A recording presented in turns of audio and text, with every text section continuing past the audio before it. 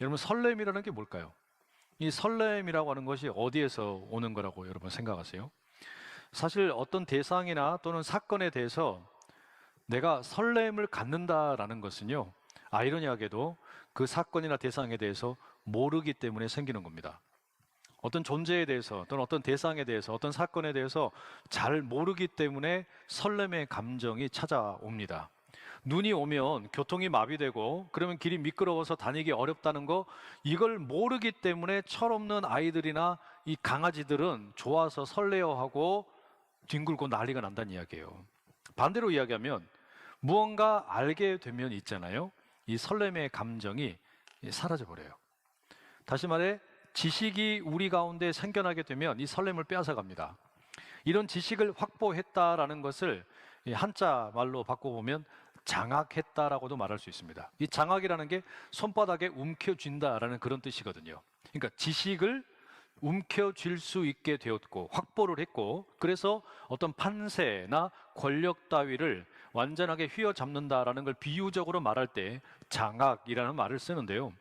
지식이라고 하는 것이 어떤 장악의 도구가 되면 그런 사람에게는 설렘이라고 하는 감정이 찾아오기 참 어렵습니다. 사도 바울이 고린도전서 8장 1절에 이렇게 말해요. 세번역 성경인데요. 지식은 사람을 교만하게 하지만 사랑은 덕을 세웁니다. 지식이 사람을 교만하게 만든다. 이걸 오늘 우리 설교의 주제로 바꾸자면요, 교만이라고 하는 것이, 그러니까 지식이 들어와서 무언가를 알게 되어서 생겨나게 된 감정인데 이걸로 인해 가지고 내 안에 있는 설렘을 파괴시킨다라는 거예요. 이 바울의 그 다음 2절에 나오는 말씀이 훨씬 더 우리 마음에 와닿게 되는데 이렇게 돼 있어요. 만일 누구든지 무엇을 아는 줄로 생각하면 아직도 마땅히 알 것을 알지 못하는 것이다. 이게 참 아리송한 이야기인데 바울의 이 이야기를 우리가 조금 잘라서 보면 이런 뜻이에요. 모르는 부분이 남아 있다라는 사실을 모르는 사람, 내가 아직 모르는 부분이 남아 있다라는 사실을 모르는 사람, 그 사람이 교만한 사람이고요. 이런 교만한 사람에게는 죄송하지만 설렘의 마음이 없어요. 설렘의 감정이 생기질 않는 거예요. 순진한 아이들은 교만하지 않거든요. 왜 그런 줄 아세요? 모르는 게 너무 많아서 그래요. 모르는 게 많으니까. 눈을 뜨고 이 마주하는 세상을 보면요, 모든 게 신기합니다. 호기심이 생깁니다. 그러니까 설렘의 감정이 있어요. 그리고 자기가 모른다라고 하는 것을 쉽게 인정을 합니다. 매일이 새롭고 또 건강한 그런 어떤 모름의 감정, 이 감정이 있는 아이들은 반복해서 만나는 대상이 있다 할지라도 그 대상에 대해서도 늘상 설레임을 가지고 있어요. 근데 신앙생활도 마찬가지입니다. 순수하게 신앙생활을 할 때에는 모든 것이 이 설레임의 연속입니다. 예배를 드리는 게 마냥 행복해요. 기도하는 것도 너무 좋아요. 찬양을 하는 것 너무 행복합니다. 그리고 봉사하고 섬기는 거, 선교를 가는 거, 이런 것들도 그저 즐겁게만 느껴집니다. 그런데 신앙생활을 하다가 뭘 좀 알 것 같으면, 다시 말하면 지식이 생기면, 그리고 무언가를 내가 이제 장악을 했다라고 느끼면 이 설렘이 사라져 버려요. 교회의 조직을 좀 알 것 같으면, 신학적인 지식이 나에게 조금 들어오게 되면, 직분이라고 하는 것을 조금 알게 되면, 공동체의 어떤 헤게모니 같은 것이 드러나는 것 같으면 이상하게 설렘이 보이질 않는 거예요. 이게 참 묘하죠. 뭐가 잘못됐습니까? 그러니까 왜 그렇게 됐어요? 내가 다 알고 있다고 생각하기 때문입니다. 내가 다 알고 있다고 생각을 하기 때문에 어떻게 됩니까? 결국에는 설렘은 없고 이제는 비판만 남아요. 아니면 무미건조한 일만 남는 거예요. 하나님에 대해서 다 알고, 교회에 대해서 다 알고, 옆에 있는 우리 형제 자매들에 대해서 내가 다 알고, 인생에 대해서 다 알고, 뭐 이렇게 생각하는 거죠. 그러면 일상생활도 마찬가지고요, 신앙생활 자체도요, 설렘이라는 게 없어요. 설렘이라는 감정이 사라져 버립니다. 그러면 모든 것이 너무나 진부한 종교 행위처럼 느껴집니다. 여러분, 그렇게 살고 싶어요? 우리에게 주어진 인생이라는 게 딱 한 번밖에 없는 인생인데 이 심장이 뛰는 한 계속해서 좀 초롱초롱한 눈빛을 가지고 살아야죠. 그리고 늘 모든 것을 만날 때마다 조금 설레임, 야, 오늘은 무슨 일이 있을까? 이번 한 주간은 어떤 일이 있을까? 이런 어떤 그 기대되는 마음을 가져야 되는데, 안타깝게도 우리가 신앙생활을 할 때도 그렇고 일상의 삶을 살아갈 때도 그렇고 이런 설렘의 감정을 너무 쉽게 포기해버리고 갖지 못하는 경우가 참 많단 말이에요. 자, 그러면 이제 과제는 뭐냐? 이런 인생에 살아가기 위해서 꼭 필요한 설렘이라고 하는 감정을 어떻게 유지할 수 있을까라는 질문입니다. 이 본문 말씀 가지고 한 세 가지 정도 좀 말씀드리고 싶어요. 첫째는 우리가 인생의 이 설렘을 유지하고 지키며 살기를 원한다면요, 사람이 다른 어떤 것보다 중요하다라는 것을 깨달아야 됩니다. 사람이 중요하다. 27절과 28절 제가 읽어드리겠습니다. 열 나흘째 되는 날 밤에 우리가 아드리아 바다에서 이리저리 쫓겨가다가 자정쯤 되어 사공들이 어느 육지에 가까워지는 줄을 짐작하고 물을 재어 보니 20길이 되고 조금 가다가 다시 재니 15길이라. 14일 정도가 지나고 자정쯤 되었대요. 이게 무슨 이야기냐? 처음에는 남풍이 불면서 꽤 괜찮았어요. 그런데 얼마 지나지 않아가지고 유라굴로라고 하는 광풍이 불어옵니다. 태풍입니다. 엄청난 태풍이 몰아치게 되면서 이 배가 바람에 휩쓸리고 조류에 떠밀려서 완전히 경로를 이탈합니다. 방향을 잃어버렸어요.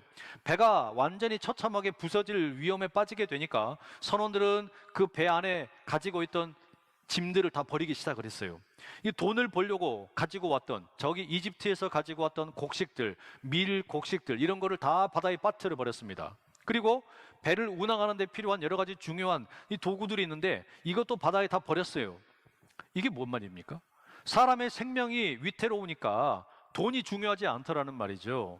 배를 다스리기 위해서 필요한 도구들도 이게 별게 아니더란 말이에요. 그럼에도 불구하고 이 배가 계속해서 그냥 어려움을 만나게 됩니다. 이처럼 미항이라고 하는 것을 떠나서 14일이 지났습니다. 그리고 자정이 된 거예요. 그 밤에 배가 이제 아드리아라고 하는 해를, 이 바다를 지나서 서쪽으로 계속 밀려가고 있는데 선원들이 직감적으로 우리 배가 육지에 가까워지고 있구나라고 하는 걸 느낄 수 있었습니다. 그래서 이제 그때 할 수 있는 것은 바다의 깊이가 어느 정도 되나 이거 측심을 하게 됩니다. 1차로 측정을 해보았더니 우리 성경에는 20길이라고 번역이 되어 있습니다. 영어 성경에는 이게 fathom이라는 동사를 쓰고 있어요. 이게 이제 fathom이라는 게 단위를 측정하는 것으로는 1fathom이 6피트에 해당합니다. 그러니까 대략적으로는 1.83m이더라고요. 그러면 20길이라고 하면 20 곱하기 1.83m를 하니까 36.6m가 나와요. 그러니까 처음에 1차로 처음에 바다 깊이를 측정을 했을 때는 36m쯤 된 거예요. 그리고 이제 조금 더 갔습니다. 그리고 다시 또 바다의 깊이를 측정을 해보니까 이번에는 15길이에요. 그럼 15길이니까 15 곱하기 1.83을 하면 27.45m가 나옵니다. 너무 놀라게 보지 마세요. 계산기 두드린 거니까. 그렇게 그냥 이 광풍에 의해서 깨지고 죽을 고생을 하다가 육지로 가까이 가는 것 같으니까 사람들이 희망이 생겨요. 야, 이제 살 수도 있겠다. 다만 문제는 밤이기 때문에 앞을 볼 수 없어요. 그래서 조심조심 이제 이 대책을 세우게 됩니다. 이때 여러분, 일부의 선원들은요 또 다른 꿍꿍이를 갖고 있었습니다. 30절에 이런 말씀이 있죠. 사공들이 도망하고자 하여 이물에서 닻을 내리는 채 하고 거룻배를 바다에 내려놓거늘. 그러니까 선원들 중에 일부분이요, 우리는 지금 살려면 지체 없이 배를 버리고 도망가야 된다. 도망갈 방법이 뭐냐? 우리 배에 구명보트가 있어요. 이걸 거룻배라고 부르는데 이 구명보트를 지금 배 안에다가 실어놨거든요. 그런데 저기 배 앞쪽에 가가지고 닻을 내리는 척 하면서 이 구명보트를 바다에다가 띄운 겁니다. 그러면 우리들만 이 구명보트를 타고 어떻게든 빠져나가 보자. 사실상 이제 이 시도를 하려고 했던 거죠. 그런데 바울이 이 선원들의 계획을 알아차립니다. 백부장에게 이야기하고 군인들에게 이야기합니다. 선원들이 탈출하게 되면 배에 있는 다른 사람들은 다 죽는다 이야기한 거예요. 그래서 이 백부장이 그 구명보트 내려놓은 줄이 있을 거 아니에요. 이걸 잘라라 명하게 됩니다. 게다가 여기서 또 하나 중요한 것은 어쩌다 보니까 이제 이 배의 리더가 누구냐? 백부장이 아니고요, 선장도 아니고요, 선주도 아닙니다. 죄수의 신분인 바울이 이 배의 리더가 되었어요. 그러니까 이 바울의 말을 백부장이 듣고 있는 겁니다. 군인들이 듣고 있는 거예요. 결국에 이제는 배에 있는 모든 사람의 안전이 바울 한 사람에게 달려 있어요. 자, 그러면 이 리더로 이제는 활동을 하게 된 바울이 가지고 있는 생각이 도대체 뭐냐? 곡식 그거 중요하지 않다. 다 버려라. 곡식을 팔면 돈이 되는 거거든요. 그러니까 돈이 중요하지 않다는 이야기예요. 그 다음에 이 배를 운항하기 위해서 필수적으로 필요한 여러 가지 장비들이 있는데 장비들 중요하지 않다. 버려라. 일부의 사람이라도 살 수 있는 이 구명보트가 있는데 구명보트 그것도 잘라버려라. 다 버려라. 그러고서는 뭐라고 말하냐? 사람의 목숨, 우리 모두가 다 살 수 있다고 이야기해요. 일부의 사람이 사는 게 아니라 우리 모두가 다 살 수 있다는 사실을 사람들에게 계속해서 주지시키고 각인시킵니다. 22절에 이미 이렇게 말했어요. 내가 너희를 권하노니 이제는 안심하라. 너희 중 아무도 생명에는 아무런 손상이 없겠고 오직 배뿐이리라. 그러니까 276명 아무도 다치지 않는다. 여기서 실종되는 사람 없다. 죽는 사람 없다. 우리 다 살 수 있다. 오로지 배만 망가지게 될 것이다 라고 이야기하는 거예요. 그러니까 바울에게 있어서 제일 중요한 건 뭐냐면요, 돈도 아니고 장비도 아니고 보트도 아니에요. 사람들의 생명입니다. 그것도 한두 명, 몇 명만의 생명이 아니라 여기 배에 탄 모든 사람은 동일한 운명 공동체라고 생각을 한 거예요. 그래서 이 바울의 이 마음, 이게 여러분 사실은 우리의 설렘을 유지하는 이 첫 번째 마음입니다. 그게 뭐냐? 다른 어떤 것보다 사람이 중요하다라는 거예요. 돈보다 사람이 중요하다. 장비보다 사람이 중요하다. 어떤 물건보다 사람이 중요하다. 이 마음, 사람이 중요하다라는 이 마음이 우리를 설레게 할 수 있어요. 사람을 그렇게 중요하게 생각을 한다면 거기에서 파생되는 생각이 나오게 돼요. 그게 뭐냐면 사람이 이렇게 중요하니까 사람을 살리는 일은 얼마나 중요하겠습니까? 그 대표적으로 어떤 사람들이 있습니까? 의사들. 의사는 사람의 생명을 취급합니다. 그런데 생명을 취급하는 의사가 예를 들어서 생명에 대한 존엄성을 중요하게 생각을 하는 게 아니라 돈을 버는 것에만 혈안이 되어 있다라고 하면 그런 의사의 삶은 설렘이라는 게 있을 수 없어요. 그러나 내가 지금 생명의 존엄성, 생명을 중요하게 다루고 있다. 이것을 인식을 하고 사람의 생명을 살리는 걸 중요하게 생각하는 의사라면 환자를 대할 때마다 어떨까요? 두렵고 떨림과 함께 설렘이 있을 수밖에 없습니다. 그렇죠? 사람이 중요하니까, 사람의 생명을 다루는 거니까 중요할 수밖에 없어요. 마찬가지예요. 성도의 삶은 사람이 중요하다라는 것을 믿는 것이고요, 사람의 생명을 살리는 게 우리에게 주어진 사명입니다.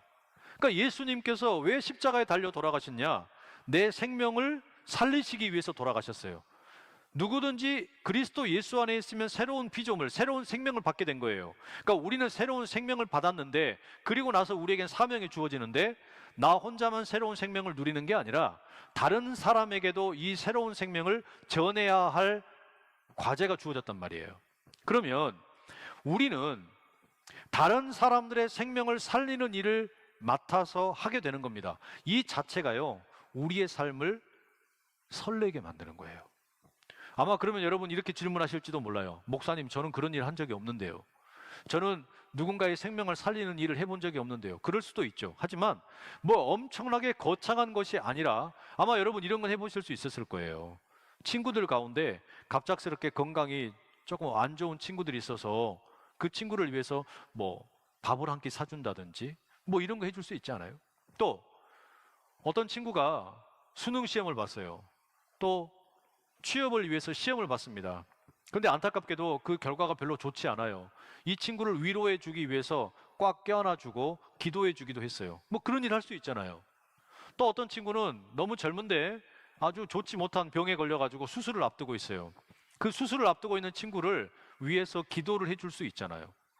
우리가 이런 일들을 얼마든지 하고 있는 거 아닙니까? 여러분들이 이미 하고 있는 일이에요. 그게 뭐냐? 그게 생명을 살리는 일이에요. 사람을 존중하고 사람의 생명을 중요하게 여기기 때문에 우리는 알게 모르게 누군가의 생명을 소중하게 여기면서 그를 위해서 기도해 주기도 하고 함께 시간을 보내기도 하고 무언가 대접을 하기도 하는 겁니다. 그게 뭐냐? 그 자체가 여러분 우리 인생을 설레게 만드는 거예요. 그럼 여러분, 사람과 사람 사이에 그 사람의 인격을 존중을 해주고 그 사람의 그 생명을 드높여주는 거, 생명이 더 힘있게 살아갈 수 있도록 북돋아 주는 거, 그게 여러분 우리의 인생을 훨씬 더 의미 있게 만들고 설레게 만든다는 이야기예요. 바라기는 여러분의 삶이 바로 그런 사람의 생명을 존중할 줄 알고 사람을 살리는 그와 같은 일에 헌신하다 보면 어쩔 수 없이 자연스럽게 설레는 인생을 살 수밖에 없다는 이야기입니다. 우리 모두가 꼭 그런 인생 살 수 있기를 바랍니다. 그러니까 혹여 여러분 뭔가 판단을 해야 되고 어떤 결정적인 기로에 서 있을 때 한번 생각을 해보세요. 내가 뭘 해야 인생이 설레일까? 다른 거 없어요. 사람을 살리는 일을 하십시오. 돈을 쫓는 일도 중요하고 또는 뭐 다른 어떤 것을 쫓는 거 다 중요하지만 제일 중요한 건 사람 살리는 일이에요. 내가 이 일을 통해서 어떻게 사람 살릴 거냐. 그 일 하면 여러분의 심장이 뛰는 겁니다. 그리고 거기에서 설레는 마음이 들 수 있다는 이야기예요. 두 번째, 우리 인생을 설레게 만드는 또 다른 비결은요, 지극히 사소한 것을 중요하게 여기는 겁니다. 아주 작은 거. 이 작은 것을 중요하게 여길 때 사실은 우리 인생이 설레임을 경험하기 시작을 해요. 여기서 어떻게 사람들이 구원을 받을 수 있었는지를 한번 가만히 보세요. 그게 뭐였습니까? 아주 지극히 작고 사소한 것들을 통해서 살아남았습니다. 첫 번째, 그 떡을 먹고 살아남은 거예요. 그 별거 아닌 것 같은 떡 한 조각을 먹고 살아남았어요. 내가 지금 먹는 이 밥 한 끼 아무것도 아닌 것 같잖아요. 그런데 이게 우리의 생명을 유지시키는 힘입니다. 그런데 이 자그마한 떡 하나가 276명의 생명을 지키는 힘이 되었어요. 너무 사소한 것입니다. 이게 전부가 아니죠. 사람들이 배에서 바다로 뛰어들었습니다. 뭘 붙잡았습니까? 배가 깨져서 널브러져 있는 널판지들을 붙잡았어요. 깨진 널판지를 붙잡고 그것을 의지해서 해안가까지 헤엄쳐 갔다는 이야기예요. 이게 여러분 뭐예요? 너무 보잘것없는 것이고 사소한 것들입니다. 여러분, 인생이 왜 이렇게 설렘이 없을까 고민되는 분들 계시죠? 난 하나도 재미없는 게, 난 인생이 왜 이렇게 재미없는지 모르겠어, 이런 생각 드시잖아요. 그런 분들일수록 뭔가 크고 놀라운 것에서 설렘을 찾으려고 하기보다 지극히 작은 거, 아주 사소한 거, 그것을 여러분 소중하게 여기셔야 돼요. 엄청나게 뭔가 거대하고 큰 일들을 기대하는 게 아니라 아주 작은 거, 내가 오늘 한 끼 먹는 이 밥, 이 사소한 거, 그리고 배가 부서져서 널브러져 있는 그 널빤지들처럼 내 인생의 실패들, 내가 경험한 너무나 안타까운 이런 실패의 경험들, 이와 같이 지극히 작고 사소한 것들이요, 하나님의 손에 붙들려서 어떻게 구원의 도구가 될지를 몰라요. 내가 지금 이렇게 하고 있는 일상에 너무너무 작고 소소한 아무것도 아닌 일들이 하나님의 그 손에 붙들리게 되면 그것이 여러분 우리의 삶을 특별하게 인도하는 도구가 된다는 이야기입니다. 심지어는 그게 나의 실패일 수도 있어요. 나의 좌절일 수도 있어요. 나의 어떤 낙심한 마음일 수도 있어요. 그런데 하나님께서는 그런 작은 조각들을 사용하셔서 우리를 이끌어 가신다는 이야기예요. 그러니 여러분, 여러분의 인생 가운데 이 지극히 작고 사소한 것들이 내 인생을 설레게 만드는 포인트가 될 수 있다는 거 꼭 기억하실 수 있기를 축복합니다. 마지막 세 번째, 정말 내 심장이 뛰는 것처럼 그 설레는 인생을 살기 원한다면요, 낯선 곳으로 가는 것을 두려워하지 마시기 바랍니다. 44절의 말씀 제가 읽어드릴게요. 그 남은 사람들은 널조각 혹은 배 물건에 의지하여 나가게 하니 마침내 사람들이 다 상륙하여 구조되니라. 여러분, 지금 이 276명의 사람들이요, 그 완전히 이제 침몰 직전에 배로부터 바다에 뛰어들어가지고 해안가로 다 살아남았어요. 그런데 여기가 자신들이 알고 있던 곳이 아닙니다. 완전히 낯선 곳이에요. 한 번도 가본 적이 없는 완전히 낯선 곳에 이들이 도착을 하게 되었다는 이야기예요. 자, 낯선 곳에 가게 되었으니까 사람들이 다 마음이 어떨까요? 두렵죠. 여기에서 혹시라도 적이 나타나면 어떡할까? 여기서 이렇게 지내다가 혹시라도 전염병이 옮으면 어떡할까? 뭐 별별 걱정이 다 들었을 겁니다. 그런데 바울의 경우는 달랐습니다. 왜 그런 줄 아세요? 바울은 하나님으로부터 분명하게 메시지를 들었거든요.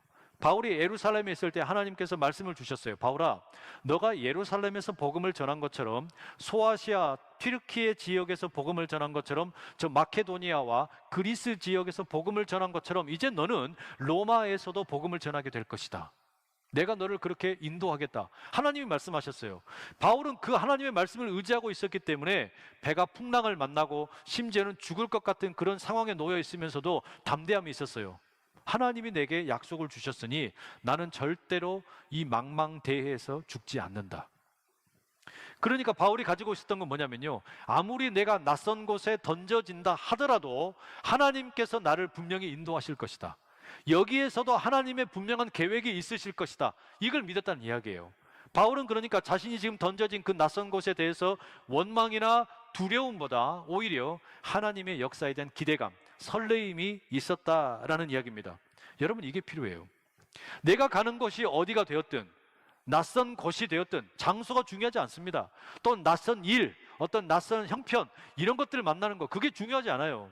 중요한 건 하나님께서 거기에 함께하고 계신다는 임마누엘의 신앙이에요. 그게 있으면 여러분, 우리는 이 설렘을 가지고 살 수 있다는 이야기예요. 여러분, 우리 교회는 안산에 위치해 있잖아요. 근데 이 안산을 우리가 흔히 뭐라고 말합니까? 안 산다 안 산다 하면서 사는 데가 안산이래요. 여러분, 그러면 인생이 설렘이 있을까요? 내가 살고 있는 이 땅에 대한 어떤 그런 설렘이나 기대감이 있겠냔 말이에요. 없어요. 그럼 뭐만 있냐? 원망밖에 없습니다. 내가 왜 여기 살아야 되냐고, 난 여기서 왜 학교를 다니냐고, 난 왜 여기서 일하고 있냐고, 그런 자기 자신에 대한 원망이나 또는 답답한 마음밖에 없어요. 그런데 여러분, 여기에 내가 지금 살고 있는 것 자체가 하나님의 계획이 있고 하나님의 어떤 의도가 있는 거예요. 그런 어떤 하나님의 계획하심을 인정을 하게 되면 내가 여기 지금 살고 있는 것 자체를 어떻게 받아들이는 겁니까? 설레임으로 받아들일 수가 있는 거예요. 중요한 건 하나님께서 나와 함께 하신다라는 임마누엘의 신앙입니다. 그 신앙이 있는 이들에게는 꼭 설렘의 인생이 될 줄로 믿습니다. 얼마 전에 어떤 권사님이 저에게 그런 이야기 하셨어요. 목사님, 우리 교회 처음 오셨을 때는 눈이 그냥 반짝반짝 해가지고 그냥 눈에 빠져들 것 같았는데 요즘에 보니까 완전 동태 눈깔 됐어요. 물론 그분이 동태 눈깔이라고 하지는 않았어요.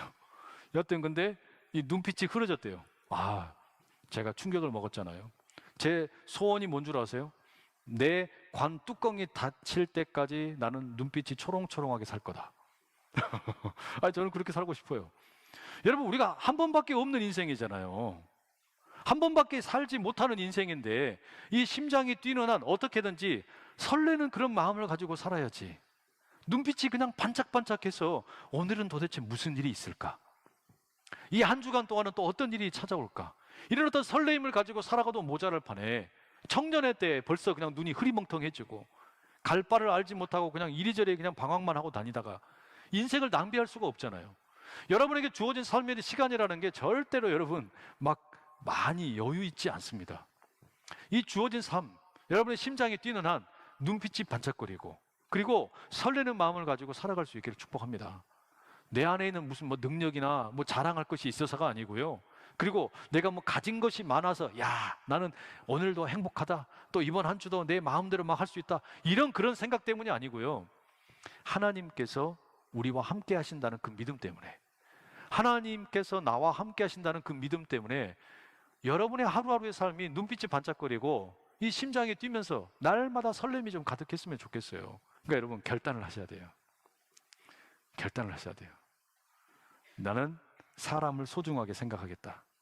돈이나 무슨 장비나 또는 무슨 다른 어떤 조건, 이게 아니라 난 사람을 소중하게 생각하겠다. 그리고 사람의 생명을 살리는 일이라면 나는 거기에서 진짜 설렘을 느끼고 살겠다. 그게 필요하단 말이에요. 또 너무 작고 사소한 거, 그걸 소중하게 여기는 거예요. 그게 지나고 보면 언젠가 때가 되면 하나님의 그 어떤 계획 가운데 우리에게 얼마나 큰 유익이 되는지 몰라요. 너무 작은 거 하나, 보잘것없는 거 하나, 심지어는 나의 실패까지도 그렇게 될 수 있단 말이에요.